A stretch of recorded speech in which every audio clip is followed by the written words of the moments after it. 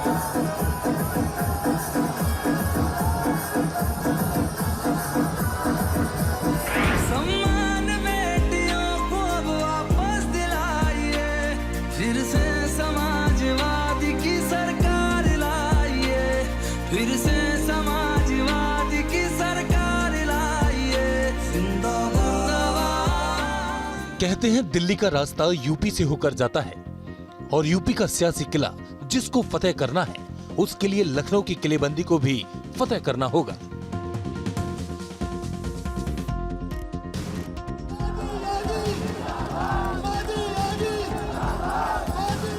लखनऊ में चौथे चरण में चुनाव होना है और नवाबों के शहर में सियासी जंग की ये तस्वीर दिलचस्प होती जा रही है।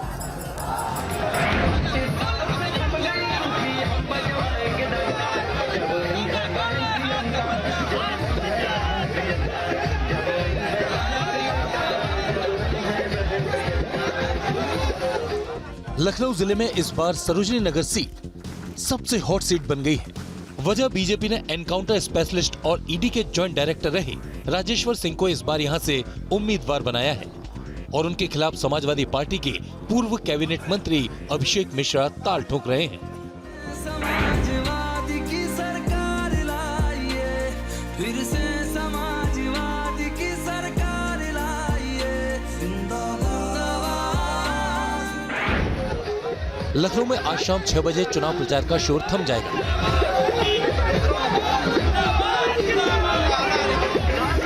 लिहाजा सभी पार्टियों ने पूरी ताकत झोंक रखी है।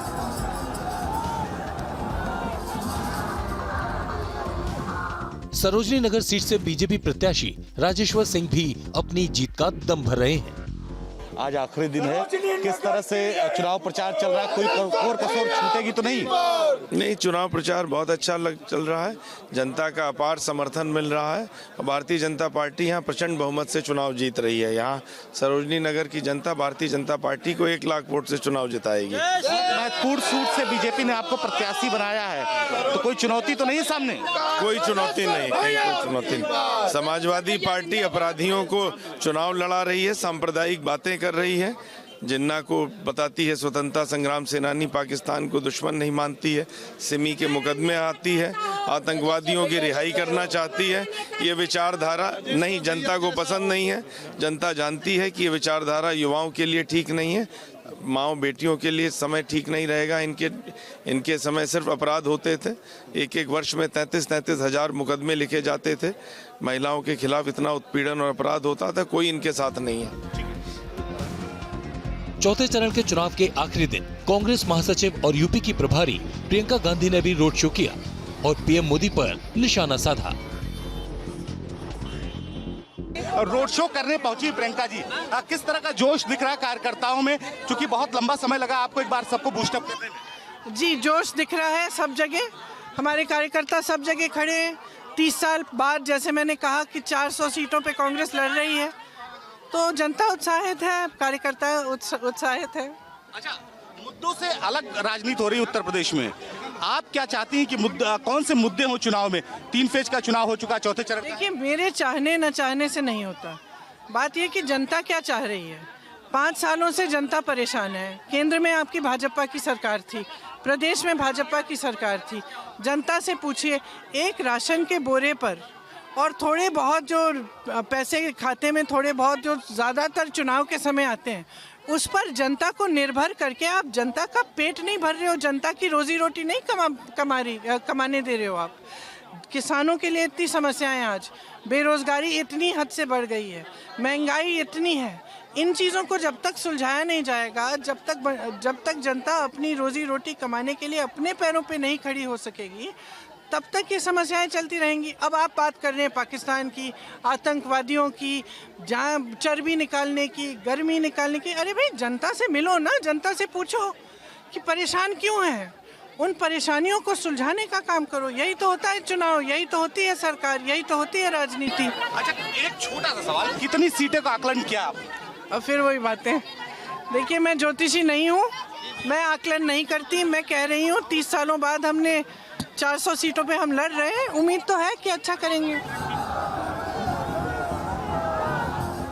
सवाल चौथे चरण के सियासी रण का है, लिहाजा लखनऊ केंद्र बन गया है। रविवार रात तहजीब के शहर लखनऊ की सूबे की सियासत का असल रंग देखने को मिला।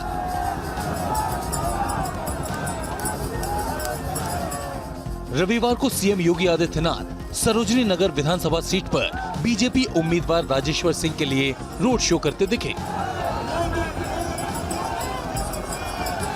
राजधानी की सड़कों पर मुख्यमंत्री योगी आदित्यनाथ का रोड शो चल रहा है और ये सरोजनी नगर क्षेत्र के लिए, जहां के प्रत्याशी राजेश्वर सिंह को बनाया गया है, आज रोड शो के माध्यम से यहाँ के लोगों से मिल रहे हैं। 8 किलोमीटर का ये रोड शो है।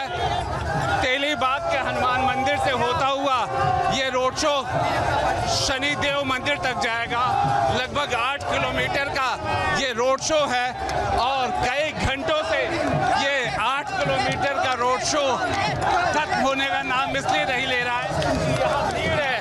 भीड़ अब तीसरे चरण के बाद चौथे चरण में वो राजधानी में साफ साफ दिख रहा है। मुख्यमंत्री योगी आदित्यनाथ खुद लखनऊ की कमान संभाले हुए हैं। हर दिन वो चुनावी सभा करते हैं। तो समाजवादी पार्टी के पूर्व कैबिनेट मंत्री अभिषेक मिश्रा के समर्थन में अखिलेश ताल ठोकते नजर आए।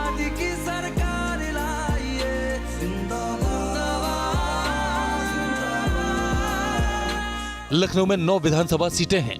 लखनऊ मध्य, लखनऊ पूर्व, लखनऊ उत्तर, लखनऊ पश्चिम, सरोजनी नगर, कैंट, मोहनलालगंज, मलिहाबाद और बख्शी तालाब। लखनऊ बीजेपी का गढ़ रहा है।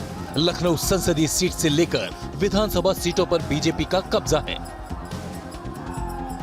ऐसे में बीजेपी अपने सियासी दुर्ग को बचाए रखने के लिए समाजवादी पार्टी कैंडिडेट की लिस्ट का इंतजार करने के बाद अपने पत्ते खोले।